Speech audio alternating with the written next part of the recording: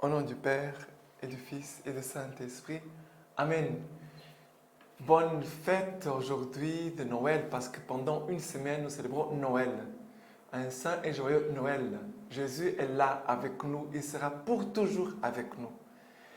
Aujourd'hui, nous sommes le 29 décembre, mardi 29 décembre. Et la première lecture d'aujourd'hui, c'est première lettre de Saint Jean, chapitre 2, versets 3 à 11. À ceci, nous savons que nous le connaissons. Si nous gardons ses commandements, qui dit « Je les connais » alors qu'il ne garde pas ses commandements est un menteur et la vérité n'est pas en lui.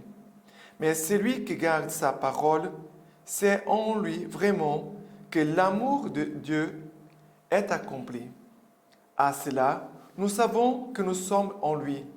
Celui qui prétend demeurer en lui doit se conduire à son tour, comme celui-là s'est conduit.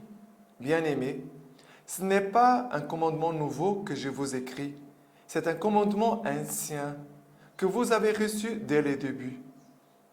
Ce commandement ancien est la parole que vous avez entendue. Et néanmoins, encore une fois, c'est un commandement nouveau que je vous écris. Ce qui est vrai pour vous comme pour lui, puisque les ténèbres s'en vont et que la véritable lumière brille déjà. Celui qui prétend être dans la lumière, tout en haïssant son frère, était encore dans les ténèbres. Celui qui aime son frère demeure dans la lumière, et il n'y a en lui aucune occasion de chute. Mais celui qui est son frère est dans les ténèbres. Il marche dans les ténèbres. Il ne sait pas où il va, parce que les ténèbres ont aveuglé ses yeux. Alors, cette première lecture d'aujourd'hui, Jésus parle, par la bouche de Saint Jean, de demeurer dans l'amour, demeurer dans la vérité, demeurer dans la parole de Dieu, demeurer dans le commandement. Mais regardez, toutes ces choses se résument au commandement de l'amour.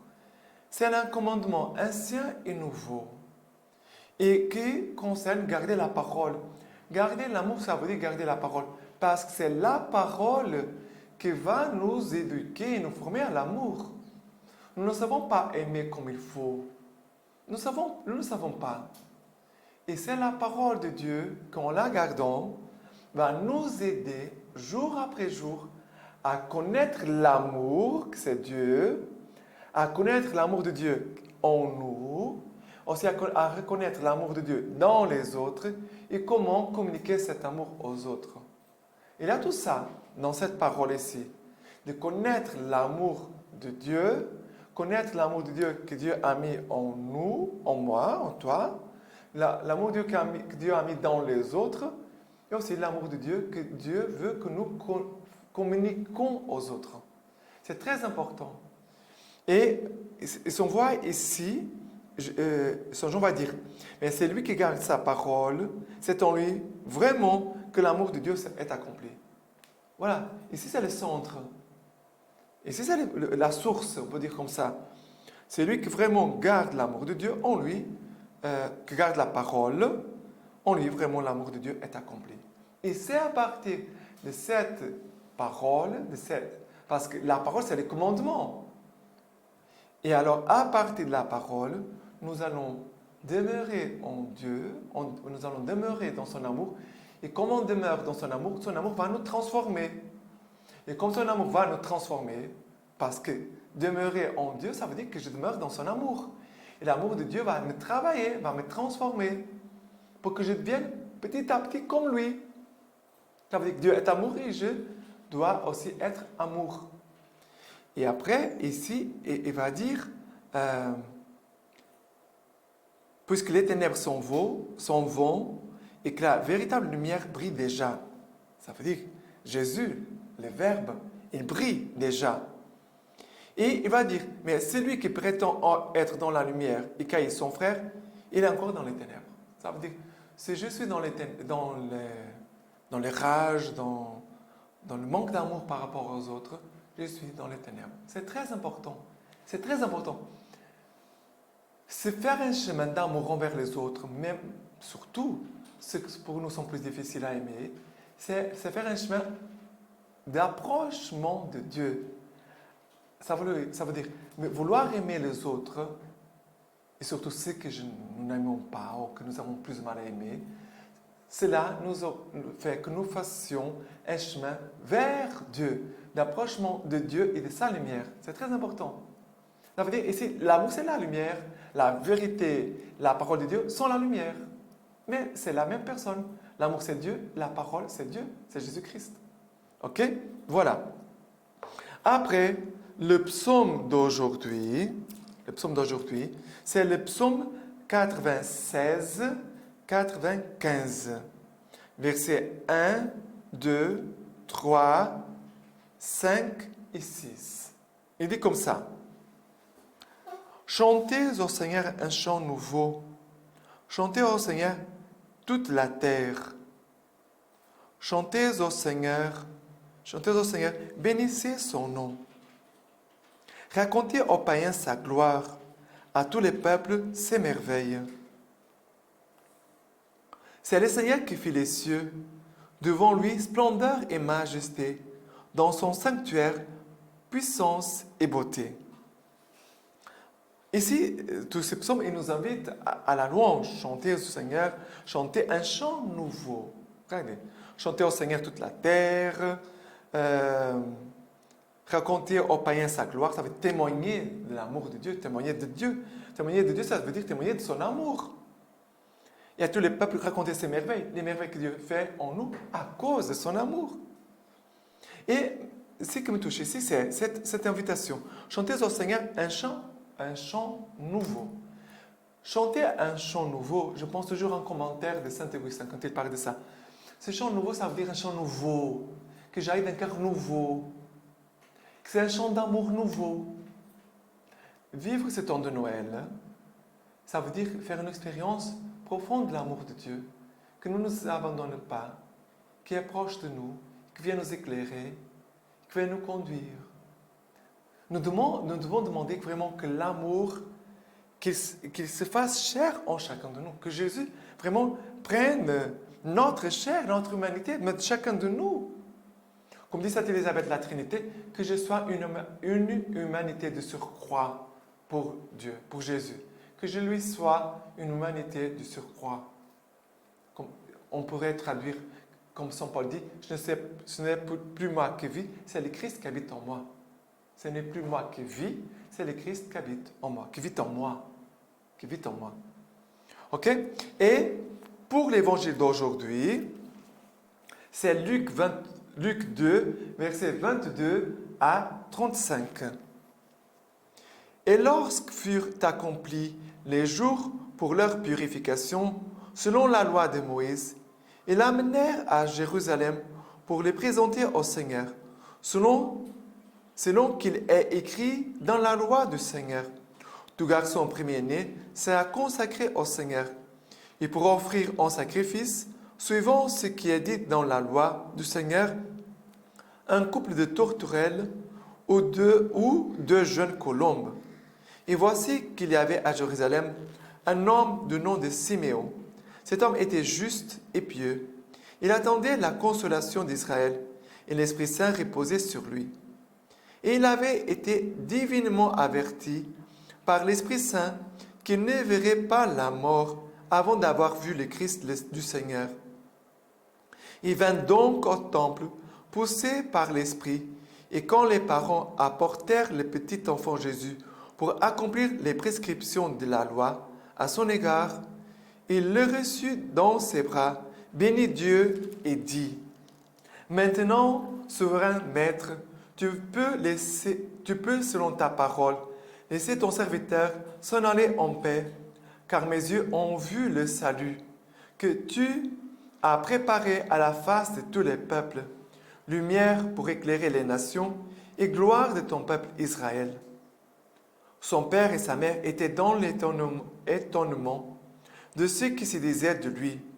Siméon les bénit et dit à sa mère, vois, cet enfant doit amener la chute et le relèvement d'un grand nombre en Israël.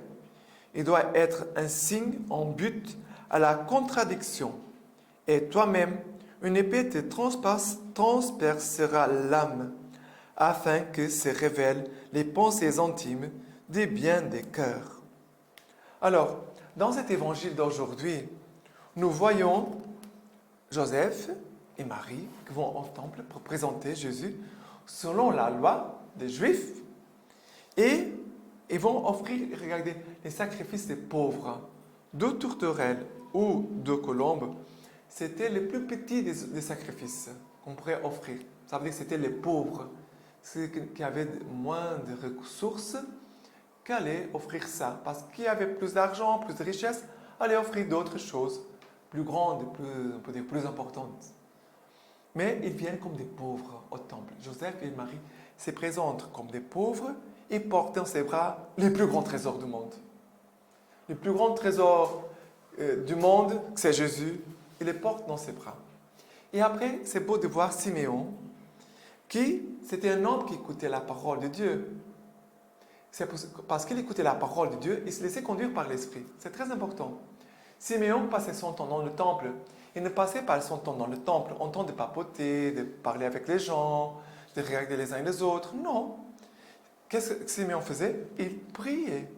Et le fait de prier fait qu'il écoute l'Esprit Saint. Parce que les Écritures nous communiquent l'Esprit Saint, nous communiquent la voix de l'Esprit Saint, qui ouvre nos oreilles, nos cœurs, pour qu'on puisse écouter Dieu, la voix de l'Esprit Saint, qui a dit, vas-y au temple, va au temple.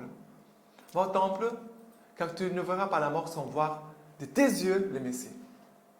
Et il se laisse conduire par l'Esprit. Il a écouté l'Esprit Saint. Il se laisse conduire par l'Esprit. Il arrive au temple et il reconnaît dans l'Esprit Saint, il reconnaît que dans cet petit enfant, c'est Jésus-Christ, le Messie, notre Sauveur. C'est très important. Ça veut dire, dans notre vie, nous avons besoin de demander la grâce de Siméon, de voir la présence de Dieu, de voir qu'est-ce que Dieu est en train de faire, où il va me conduire. Et même si je ne vois pas tout, je peux dire, Seigneur, je sais que ton esprit me conduit comme il a conduit Siméon. Et Siméon a pu te contempler, te toucher, t'adorer, s'émerveiller de contempler Jésus. Dieu attendu depuis des années, des siècles, des milliers, des siècles, des années. Siméon va aller voir. Et c'est très important parce qu'il va prendre l'enfant dans ses bras. Il va le prendre dans ses bras. Il va chanter ces cantiques de Simeon que nous appelons comme ça, que nous prions chaque jour au moment des complis. Et d'ailleurs, toutes les familles, non pas seulement les religieux, les prêtres, même les familles, les laïcs, peuvent prier chaque nuit, chaque jour, les laudes, les vêpres, les complis. Ça veut dire que ce sont les prières de l'Église. C'est très important que vous les fassiez aussi. Chaque jour, à la fin de la journée, on chante, on prie les complis. Et là, dans les complis, il y a les cantiques de Siméon. Et alors, on va chanter ces cantiques. Maintenant, souverain maître, tu peux, selon ta parole, laisser ton serviteur s'en aller en paix. Regardez, il dit, tu peux laisser maintenant ton serviteur, selon ta parole, laisser ton serviteur s'en aller en paix. Parce que mes yeux ont vu ton salut, que tu as préparé à la face de tout le peuple. C'est merveilleux, ça. Finir notre journée en disant, Seigneur, j'ai pu contempler ton salut, j'ai pu recevoir aussi ta paix.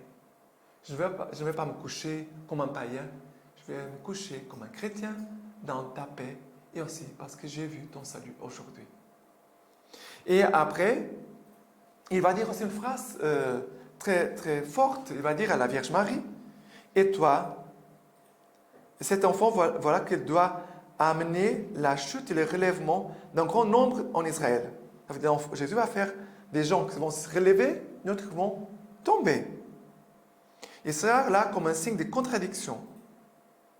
Il dit, et toi-même, une épée te transpercera l'âme, afin que se révèlent les pensées intimes de beaucoup de cœurs. Ça veut dire, Simeon ici, il donne déjà cette prophétie de la passion du Christ. Parce que c'est au moment de la passion du Christ que cette prophétie va s'accomplir. Le cœur de la Vierge Marie sera transpercé par la passion du Christ, par la souffrance de son Fils. C'est aussi le secret d'une mère. Une mère, c'est une maman, c'est comme ça. C'est quelqu'un qui accepte que son cœur puisse être transpercé pour que l'amour puisse jaillir. C'est cela. La Vierge Marie, elle laisse son cœur être transpercé pour que l'amour puisse jaillir comme source de salut pour l'humanité. Très important. Maintenant, la lecture patristique d'aujourd'hui, du 29 décembre, de Saint Bernard, homélie pour l'Épiphanie. Voici manifester la bonté et l'humanité de Dieu, notre Sauveur. Avant que n'apparaisse son humanité, sa bonté aussi demeurait cachée. Certes, il existait auparavant, car la miséricorde du Seigneur est de toujours. Voici que la paix n'est plus promise, mais envoyée, non plus remise à plus tard, mais donnée, non plus prophétisée, mais proposée. C'est comme un couffin plein de sa miséricorde que Dieu le Père a envoyé sur la terre. En effet, dès que l'humanité de Dieu s'est fait connaître, sa bonté ne peut plus rester cachée. Seigneur, qu'est-ce que l'homme pour que tu en fasses si grand cas? Qu'est-il pour que ton cœur lui soit ouvert? Voici où l'homme doit porter son attention pour découvrir quel souci Dieu prend de lui. Voici où l'homme doit apprendre quelles pensées et quels sentiments Dieu nourrit à son égard. C'est beau, c'est très beau. Et de la lecture de Fratelli Tutti de notre pape François, de le numéro 187 jusqu'au numéro 98. Il dit comme ça. Cette charité, cœur de l'esprit de la politique, est toujours un amour préférentiel pour les derniers qui anime secrètement toutes les actions en leur faveur. Ce n'est qu'en regard dont l'horizon est transformé par la charité, le conduisant à percevoir la dignité de l'autre, que les pauvres sont découverts et valorisés dans leur immense dignité, respectés dans leur mode de vie et leur culture, et par conséquent vraiment intègres dans la société. Ce regard est le cœur de l'esprit authentique de la politique. Très, très important. Après, il va dire comme ça, au numéro 590, la charité politique s'exprime aussi par l'ouverture à tous les hommes. Il sait écouter le point de vue de l'autre, faisant en sorte que tout le monde ait de l'espace. Par des renoncements et de la patience, un gouvernant peut aider à créer ces magnifiques polyèdres où tout le monde trouve une place. Il s'agit d'un échange des dons en faveur du bien commun. Et pour finir, au 198, se rapprocher s'exprime écouter, se regarder, se connaître, essayer de se comprendre, chercher des points de contact. Tout cela se résume dans le verbe dialoguer. Pour nous rencontrer et nous entraider, nous avons besoin de dialoguer. Les dialogues persévérants et courageux ne font pas la une comme des désaccords et des conflits, mais ils aident discrètement le monde à mieux vivre, beaucoup plus que nous ne pouvons imaginer. Voilà, avec ces paroles du pape qui nous invite vraiment à l'amour, à la charité, les uns envers les autres, que nous finissons ce temps de Lectio Divina. Que le Seigneur Tout-Puissant vous bénisse et vous garde dans cette paix que Jésus nous apporte en son temps de Noël, pour aujourd'hui, mais pour toujours. Que le Seigneur vous bénisse et vous garde, lui qui est Père, Fils et Saint-Esprit. Amen.